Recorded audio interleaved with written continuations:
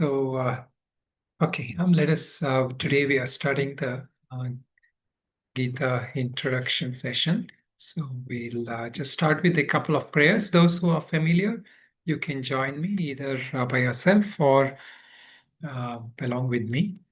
And just a few prayers which we use in standard prayers. So let me begin. Om Shri Ganeshaya Namaha. Om Sahana Vavatu Sahana Bhunaktu भवतु सह Sahavir वीर्यं भयङ्करवावै विश्वावहै शान्ति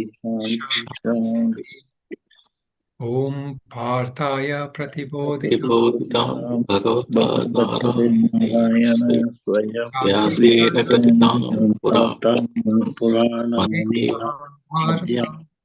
Advaitamritavarshiniം Bhagavatīm Ashtadashaധ്യായിനി Ambha Tvamanusandadami Bhagavad Gite Bhavatveshini Sarvopanishado Gavo Dogdha Gopalanandana Partho Vastasudhir Bhokta Dugdam Gitamritam Mahat Vasudevasutam Devam Kamsa Charnuramardanam Devaki Paramanandam Krishnam Vande Jagatgurum Mukham Karoti Vachalam Pankum Langayate Girim Yat Kripa Tamaham Vande Paramananda Madhavam Yam Brahma Varunendra Rudra Marutaha Stunvanti Divyai Stavai Vedai Sangapadakramो Upanishadai Gayanti Yam Samagaha Dhyanavastita Tatkatina Manasa Pashyanti Yam Yogino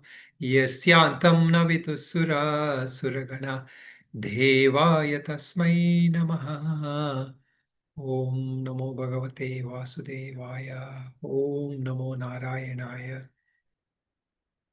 So let us just take a minute just to internally say a prayer, internally ask for the divine blessings for our own anchoring in the self, and for all conditions within, without, to be favorable for our study and our progress internally and externally.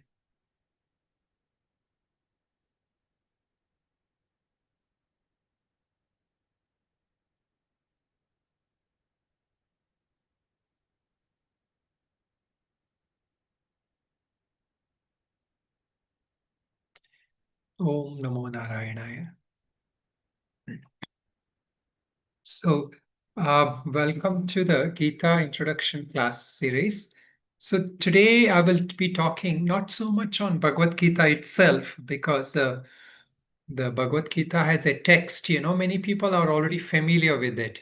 So I will not focus too much on that. I will focus more on how to go about studying Bhagavad Gita and the importance of studying Bhagavad Gita in a way that is personally helpful in our spiritual path and in our realization.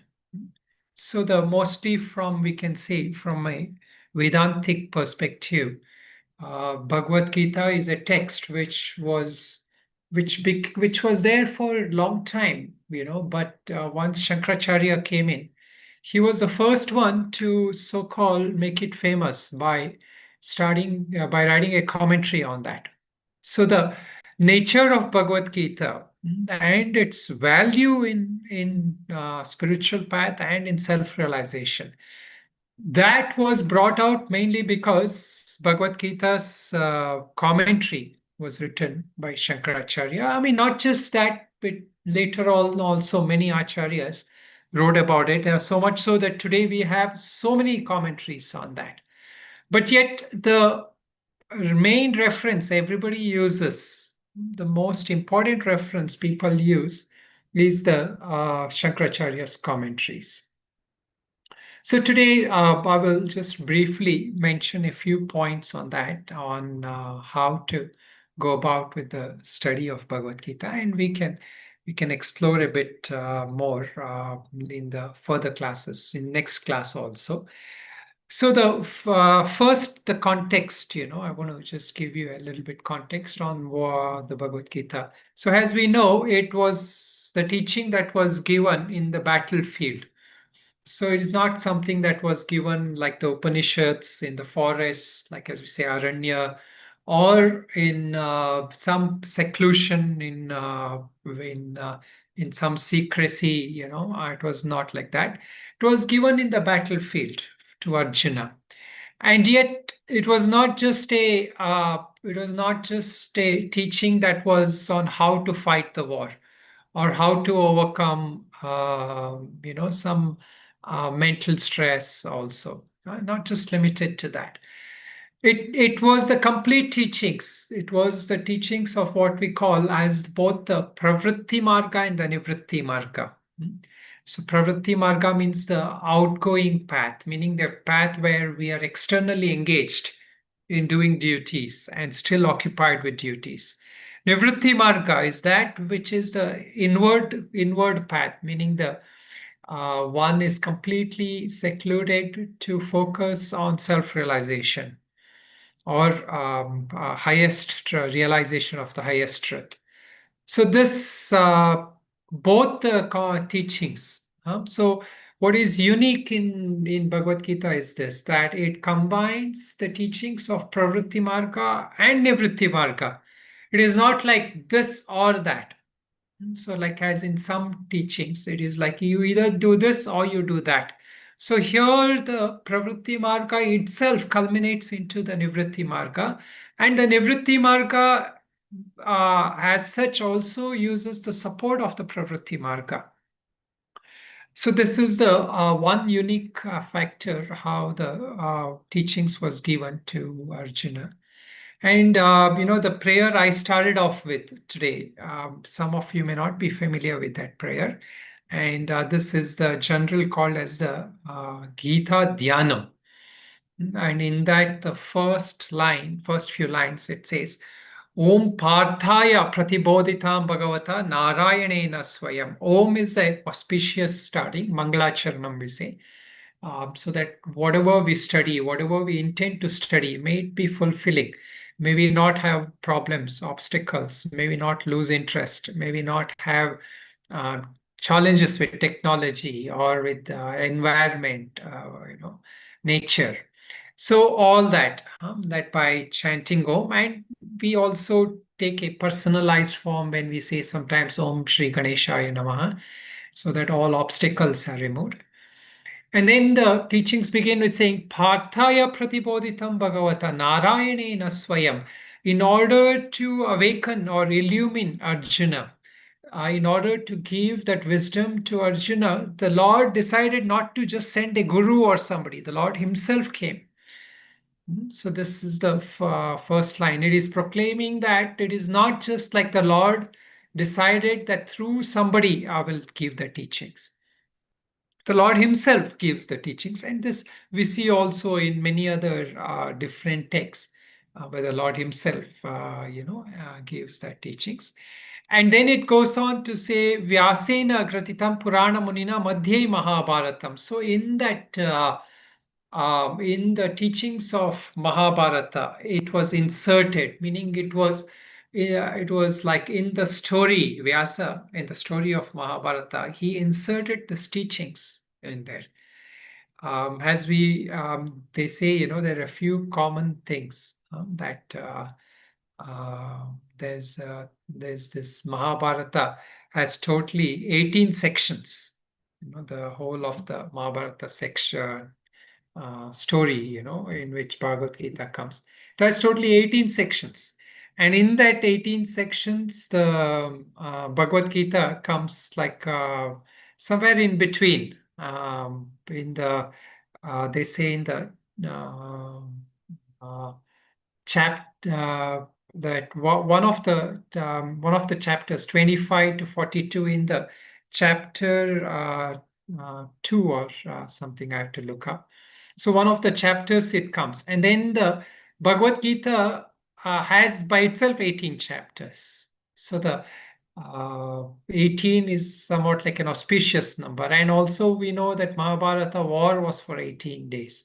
So it's more than just a coincidence. And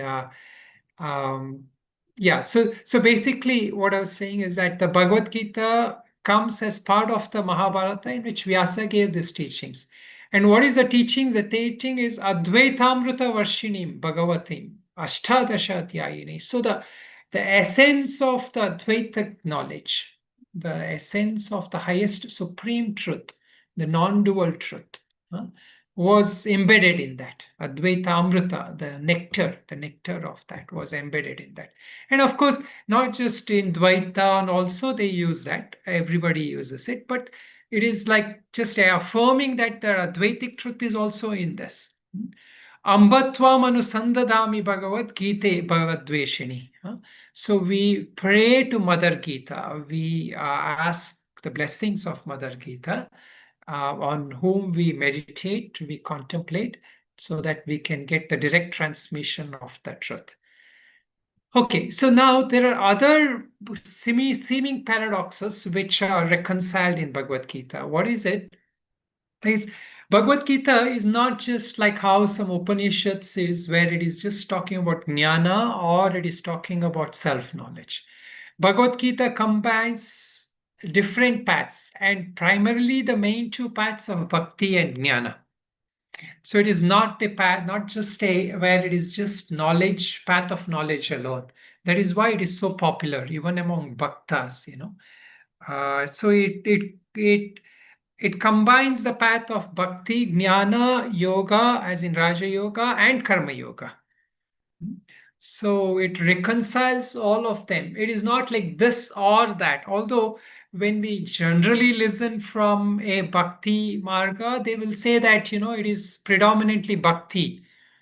And if we listen more to somebody who is a, what you call like a pure Vedantin, Jnana Vedantin, they will say it's only knowledge, so each one will have their own versions. But as such, the text, we can see very clearly, the flow of the text includes both bhakti and jnana. And it also combines two other aspects, which is called the main contrast of Vedas, the Karma Kanda and the Jnana Kanda, or the Karma and Sannyasa, we can say sometimes. Karma means action, acting, doing action. Action will get me results. This is the general way we all function, right? Like in the world, everybody sees a cause and effect, right? If I do this, I get that. So there is the sadhana also becomes like that. If I pray to God, He will reward me. So that is a karma approach. And then there is the jnana knowledge approach, that you are already liberated, you're already free. So that also the Lord conveys. So the path of karma and the path of the jnana, that you don't need to do anything. You just need to realize, you just need to know. So these, both of them are reconciled. And then there is the Twampada Vichara and the Tatpada Vichara, we say. Twampada Vichara is that knowing the self. So many paths are focused on that. Like if you look at Buddhism, for example, they focus primarily on realizing oneself. They are not interested in knowing about God. So this is a very kind of focus more on the psychological processes within me. So that is very prominent. You will see in Gita many times it will come out. That psychological approach of working with my mind to realize myself. So that is one Twampada. You work with the mind, meditation, contemplation, and inquiry, introspection, all these processes. And then there is then there is also the teachings of Tatpada. Tatpada means that God self, the divine self. Where did this creation come from? What is the reality behind this creation? How is this, how is this experience I'm having of people, everything, multiplicity I'm experiencing? So that also is that also is extolled here, and worship of that divine, that God, that prayer to that God, that also is included. And then if we can put it in another way, there is a path of formal sadhana and the path of informal sadhana is also given here. That's also reconciled. Sometimes people like focus on the just I practice informally in my daily life. Like people will have a thought, a contemplation, or bringing awareness. So these are informal practices people do, right? Or as much as possible think of God, as Bhagwan also urges, all of us, like, all the time, as much as possible. We keep thinking of the Lord. So this is one way. Then the other is a formal practice. The formal practice is we put time, we take time. Dhyana yoga, meditation. Like he says, sit in a point, close your eyes, and look at that nasigraha, like, point between the tip of the nose, and so all that instructions also will be given. So the both of them have also been made put together.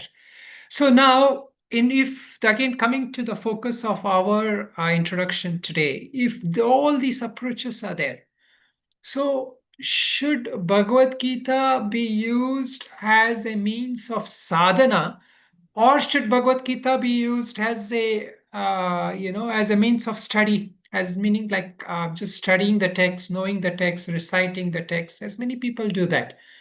We many are just learning the how to chant the shlokas, how to say the shlokas, and of course study of the shlokas.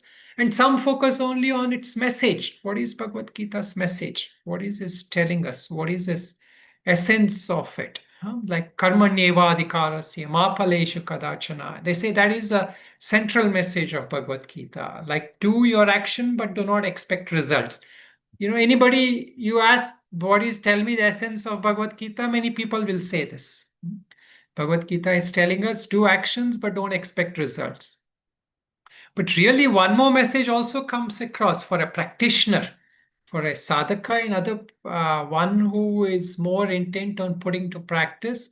We again and again hear this one message. If we put it in best in that one shloka, Sukhe Dukhe Same Krutva Labha Labhau Jaya Jayo Tatha Yuddhaya Yujjasva Naivam Papam Avapsyasi. You will not incur sin and by killing anybody or fighting your battles only if you do everything with equanimity, samatvam. And this is coming almost every chapter in some way or the other points to this thing of samatvam. So the goal, many people say, is not so much of getting siddhis. Like, sometimes when we read Patanjali Yoga Sutras and all that, we may get swayed because there's a whole chapter on siddhis. Although there also Patanjali says it is not the siddhis that is important, it is the realization. So the processes of knowing ourselves. But this is taken further in Bhagavad Gita. The practice, if you want to say there's a practice, one practice that Bhagavad Gita is telling us. What is it?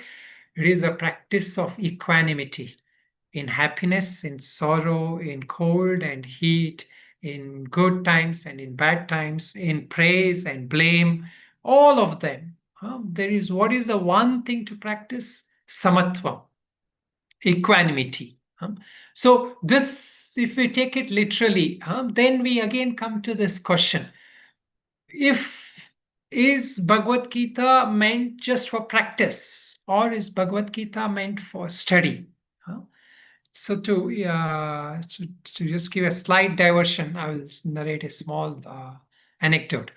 So there was one time a sadhaka, a practitioner, a yogi, you can say, who decided to go up to the mountains because he wanted to find the ultimate truth and get many spiritual experiences. So he practiced for many years. He got many spiritual experiences, and he came and he would come down every now and then and give darshan, give way to the villagers. And there was a pandit in that village. So he would tell him, "Now I had this experience, that experience," and all. And then one day in discussion that Pandit said, what have you realized? What truth have you realized? He says. Because the ultimate goal of all sadhana should be realization of truth, the higher truth. So then he takes it seriously and he again goes, he meditates for long time, years. And then he gets a very deep insight. He comes back and he tells this Pandit that I had a strong insight, a realization. So the Pandit asks him, what is it? And he's very eager. So he says, I realized that I'm going to die one day. Meaning like I'm going to, and you're going to die. Everybody is going to die one day, he says. And so he says, if that is the truth, then why did you waste your time? So many years you spent, you could have as well enjoyed. So this person says, yeah, that is true. I could have maybe just enjoyed my life. Anyway, let me meditate a little bit more and come with an answer. So he goes back, he meditates, he comes back after a few years. And he says, now I have an insight that is something that will outlast me. There will something that will remain after the body dies. So the Pandit says, in order to do this, you didn't have to meditate so many years. Bhagavad Gita and other Shastras says, Dehi nosmin yata deve kaumaram yavanam jara tata dehantara prapti dhirastatra namuyati. The body changes. The nature of Prakriti is it keeps changing. But in that changing thing, there is a changeless essence. Nainam chindanti shastrani. It never dies. It can never be killed. So you could have just studied the Shastras, and if you had Shraddha in the Shastras, you would have had the same realization.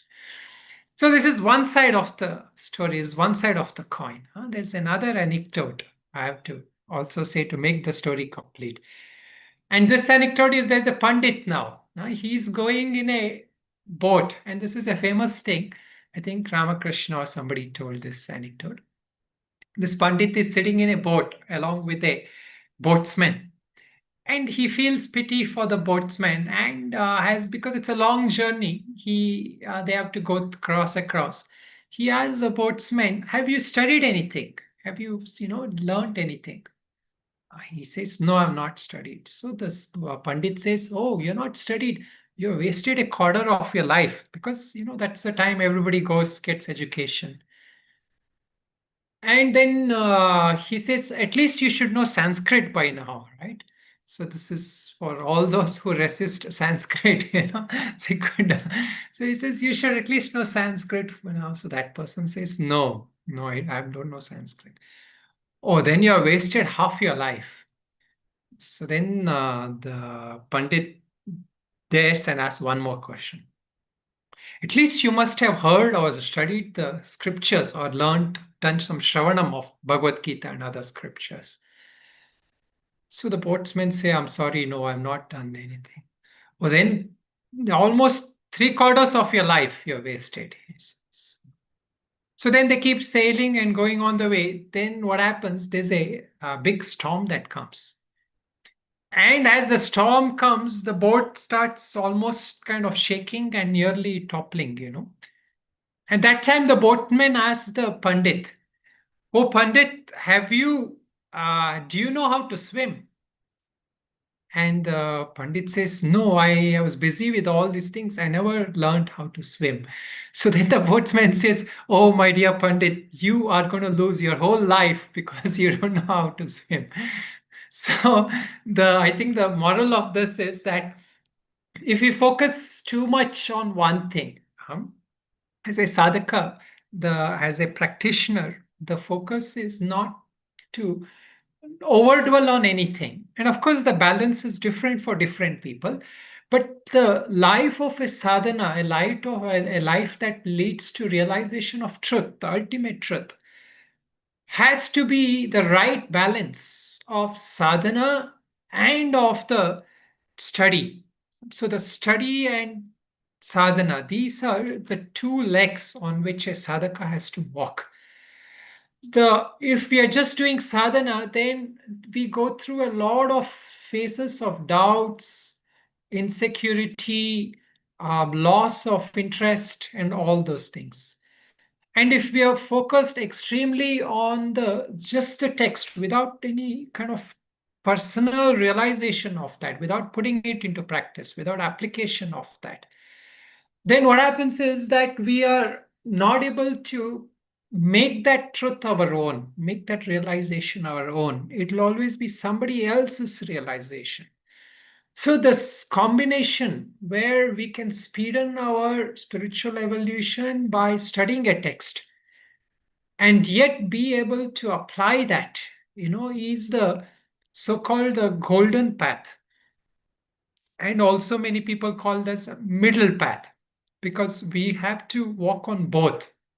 So how do we do this? How do we walk this path? So I will now focus to how do we study Bhagavad Gita. So this is the of course, the next session, I will take up actual mantras and we will go through some mantras to study it together.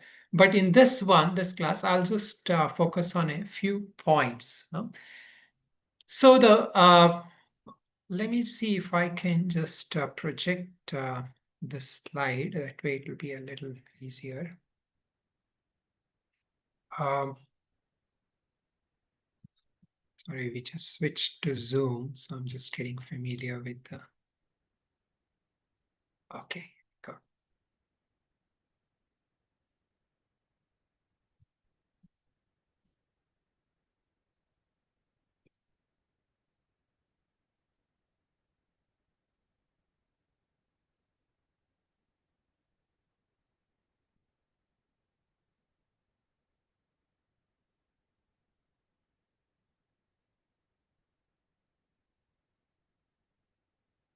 Okay.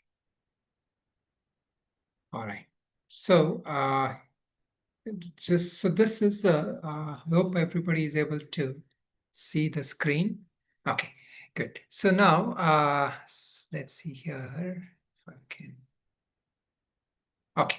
So the few things here. What is the study and contemplation format comprise of?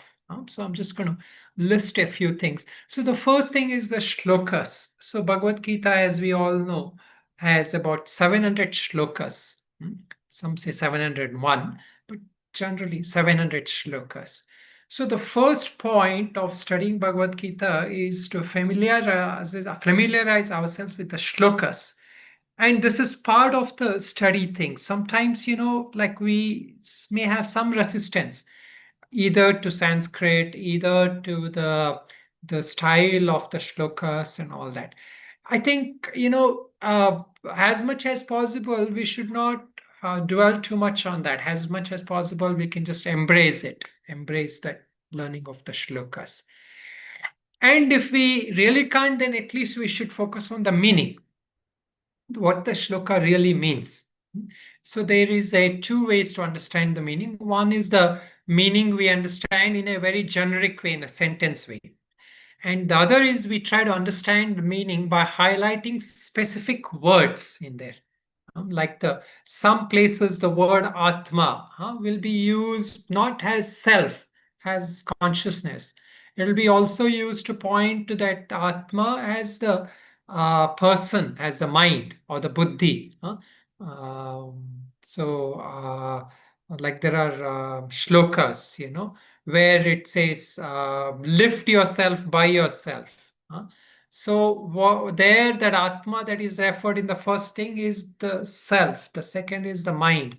So those are like where the word meaning also can help us a lot. And the other way of studying Bhagavad Gita, one more way is to have a proper context.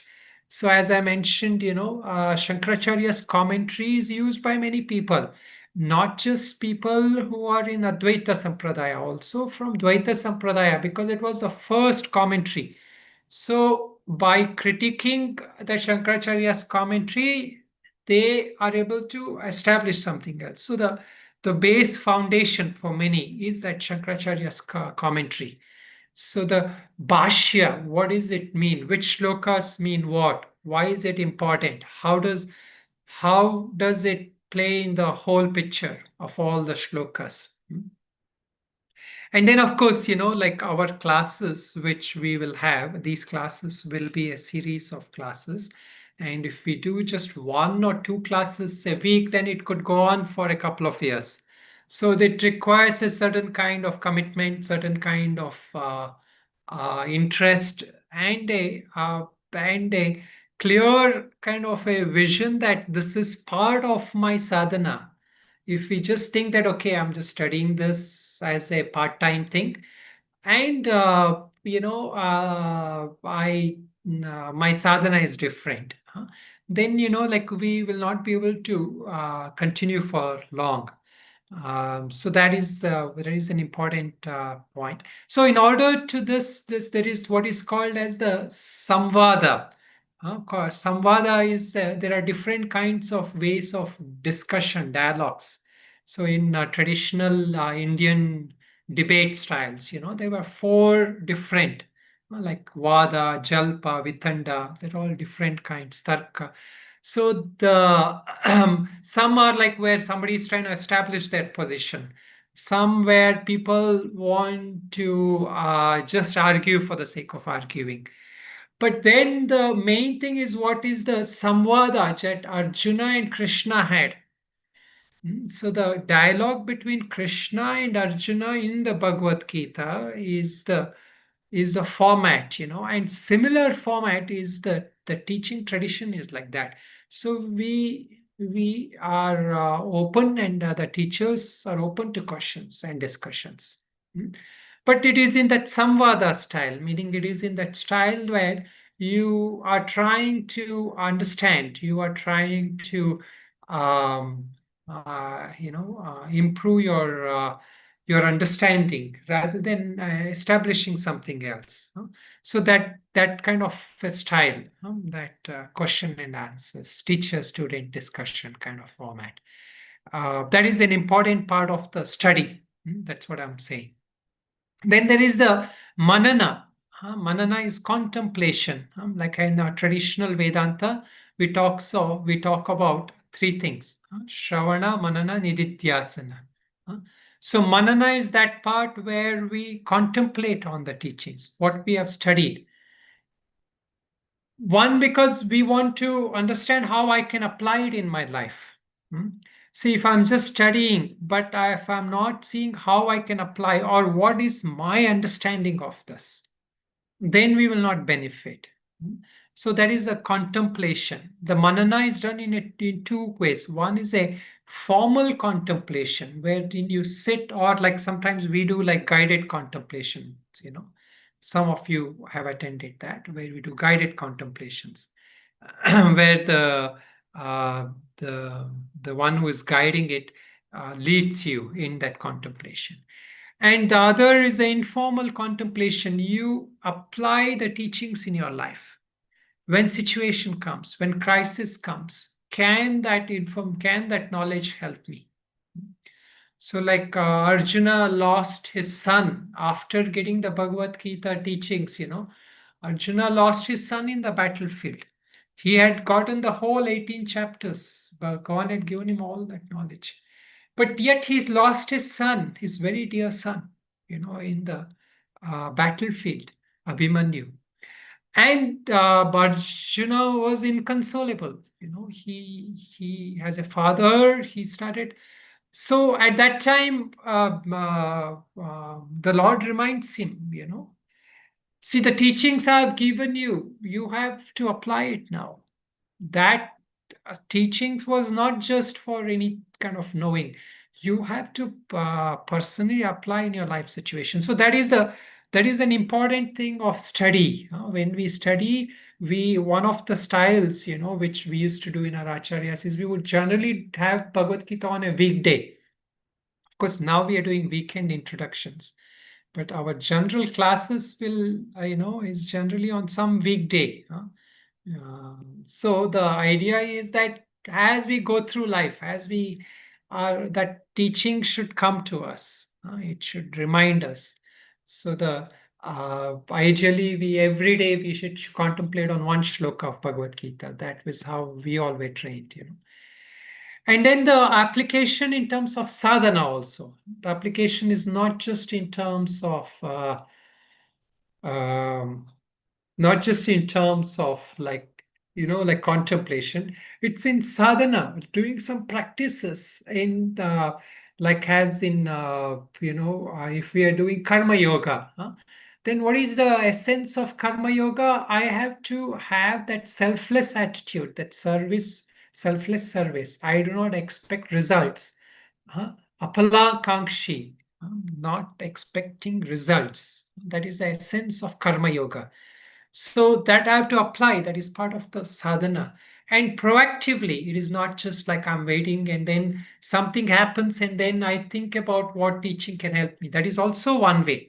But the proactive application, how do I apply it? In my case, what is my challenge? Like Bhagwan lists 26 gunas we have to cultivate, 26 qualities. Abhayam sattva samshuddhir jnana yoga vyamastiti dhanam damascha swadhyaya stapajavam. So like that he goes on 26 qualities. So which quality do I need? Where do I lack? Where can I improve on? So that is also an important aspect of the study of the Gita. And sorry, okay, where is that?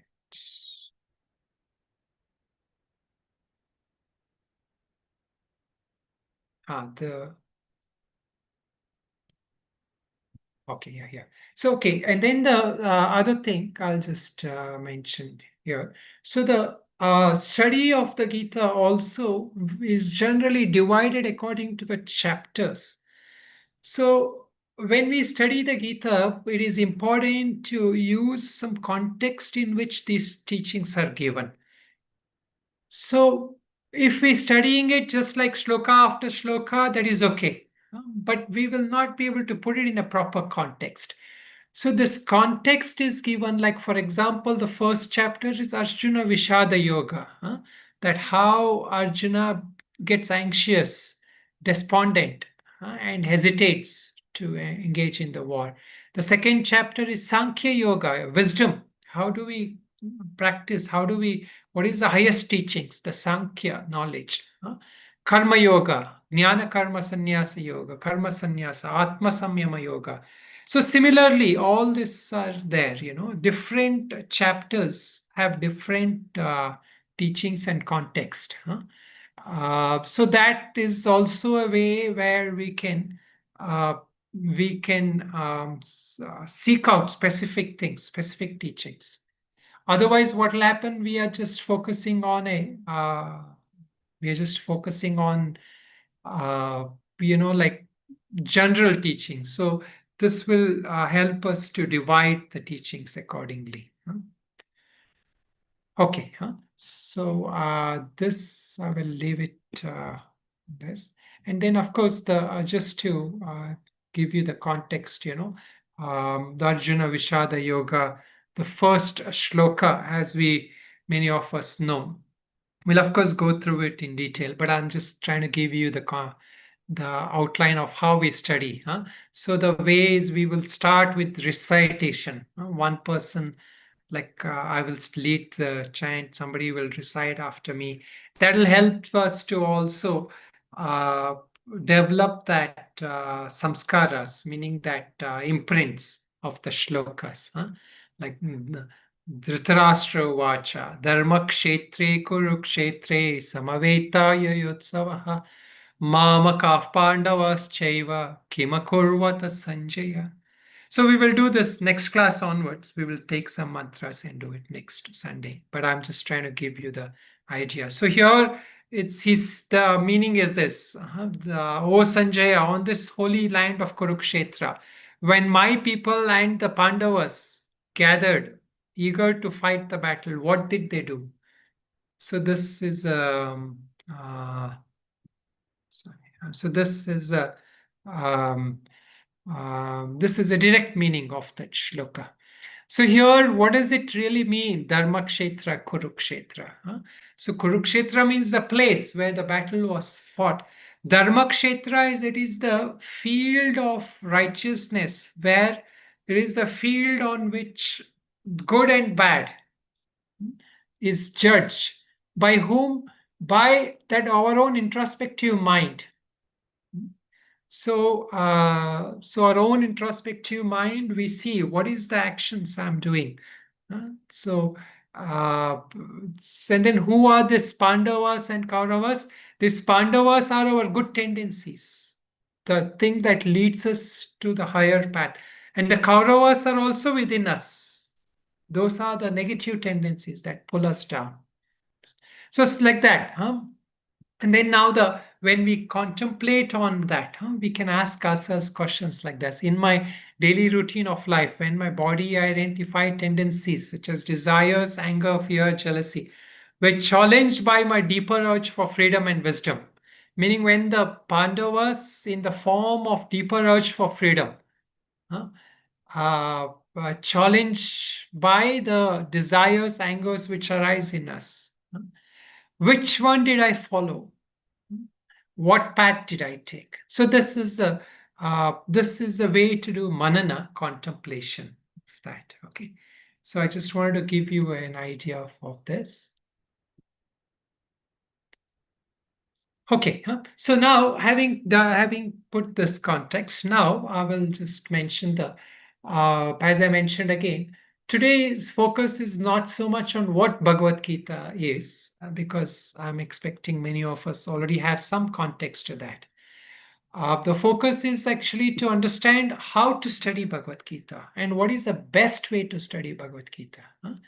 And as we know, Bhagavad Gita, uh, it is said in one of the shlokas, Sarvopanishado Gavo Dogdha Gopala Nandanaha, that essence of all the Upanishads, was milked out like how a cow is milked out, how the milk is taken out from a cow.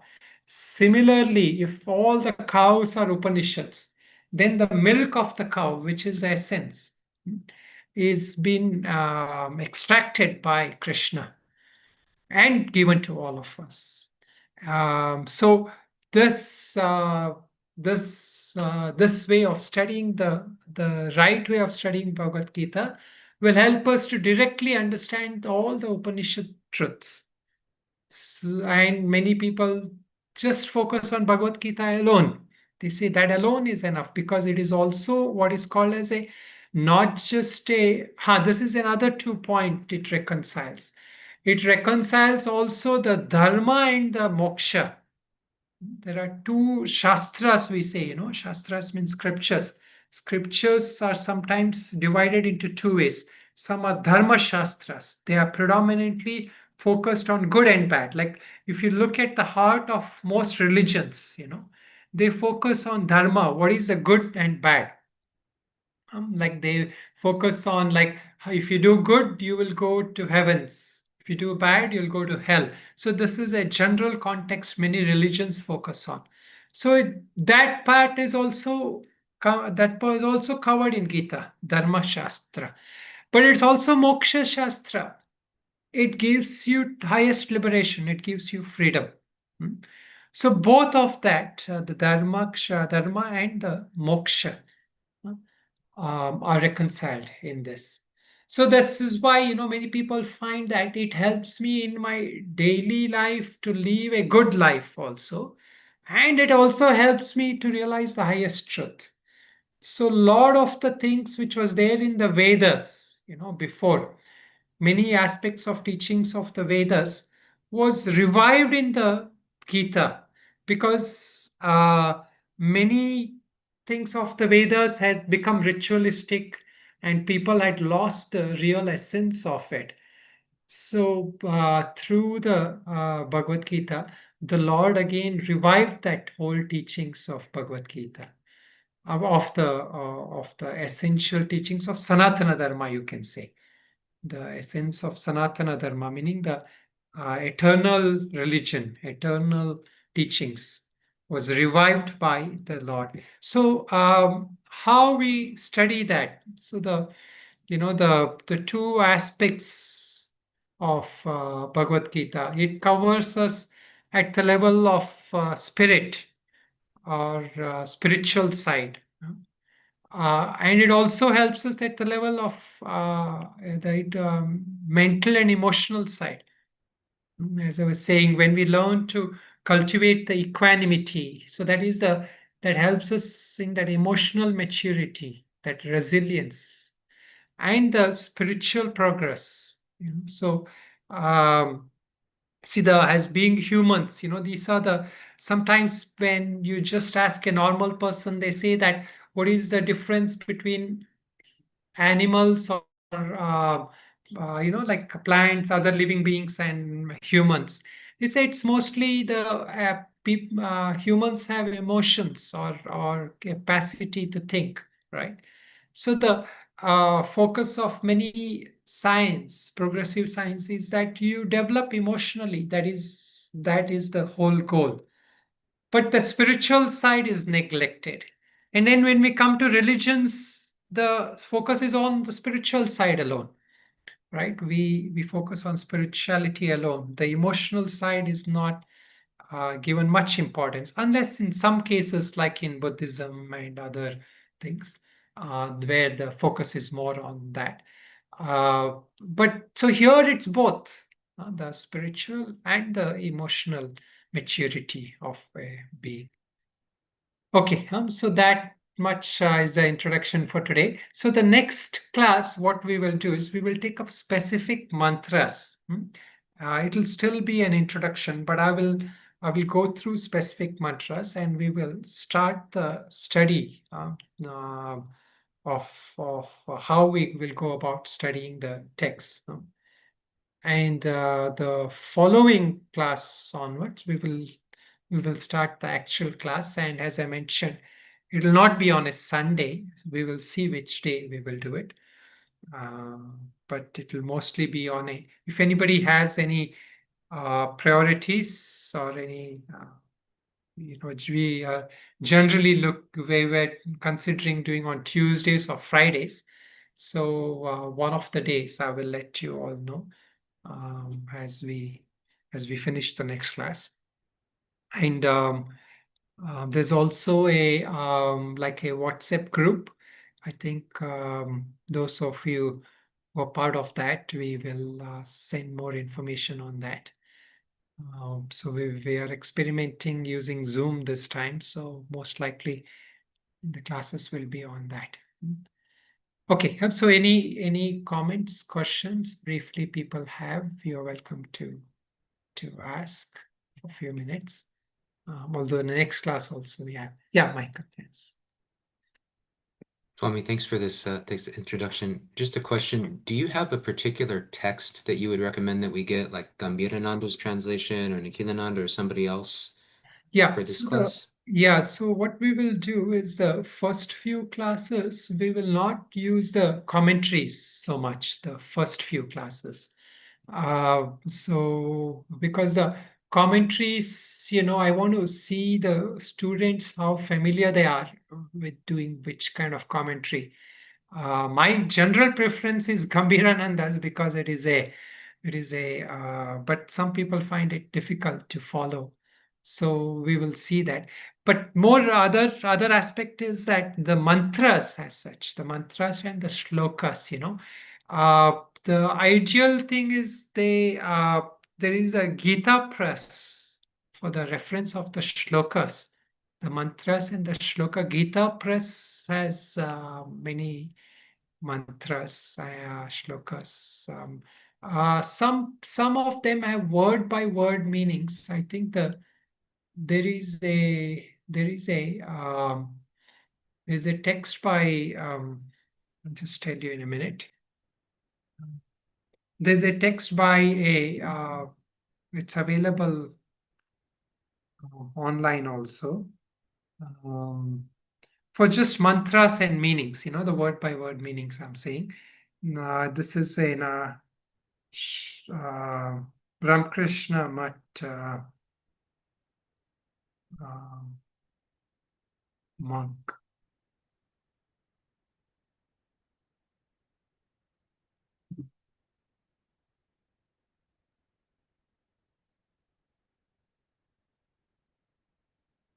Ah, Swami Swarupananda, Bhagavad Gita by Swami Swarupananda.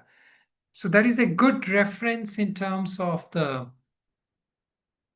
shlokas, the meaning, and the word by word meanings. You know, so we will use that in the first place, and the subsequent classes we will see whether to go with so generally, even if you just have the texts and the mantras meaning, that is adequate for most classes.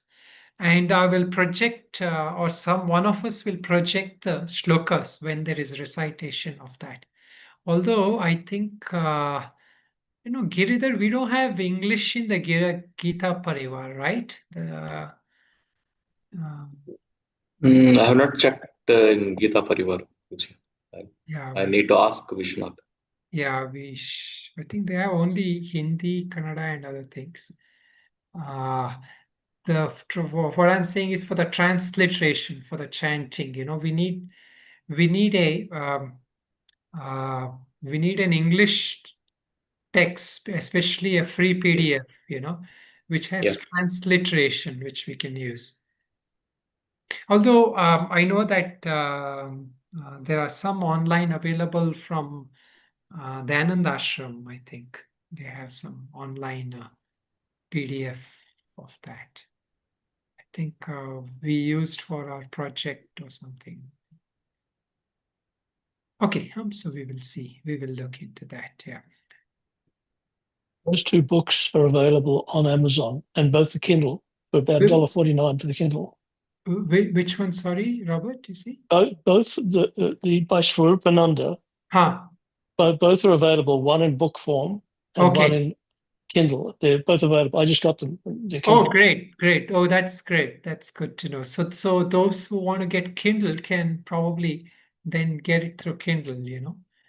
Thank you. Yeah. So so that is helpful to follow the shlokas. So I think the only thing we will look into it is we will need the PDF, which PDF we will use for projecting in the class for following the recitation, meaning that when I chant for all of you to follow, and especially those who are not familiar with reading Sanskrit, we will need an English transliteration of that. So that we will have to look into. So maybe Giridhar, we can just check that one as we go later. Or if Yes. anybody else comes up with anything, you can let me know. Or if anybody has anything. Okay. Okay. We can also project it from our text. We have that Sanskrit transliteration is also added there. Yeah. Okay. So there is something somebody sent me a chat, so we can also use that maybe. I think Varun sent something. Okay. All right. Any other? So the other thing is those of you who are in the WhatsApp group, you can let us know if you are. So generally, how it will go is the initial times we will have only one class, so it will be either Tuesday or Wednesday or Friday, as I mentioned. But as we go further on, we will need two classes. The second class will be on Bhashya. So those who are that is an optional class we will have, meaning that where we will focus on the Bhashya. So and sometimes Bhashya, sometimes we'll also use that for Mananam, some deeper Mananam. So the first class will be for the going through the text, the mantras, understanding the mantra and putting the context for them. Second one, we will focus on the Bhashya more. So the Tuesdays and Fridays. So if we choose classes on Tuesdays and Friday, we will use for the Bhashyas. As we go later on, the first few weeks, it will be just one classes. The Bhashya class will be optional. So Those who want to join, you can join, but the main class will be the mantra class. Okay, so any other questions? Anything else, people?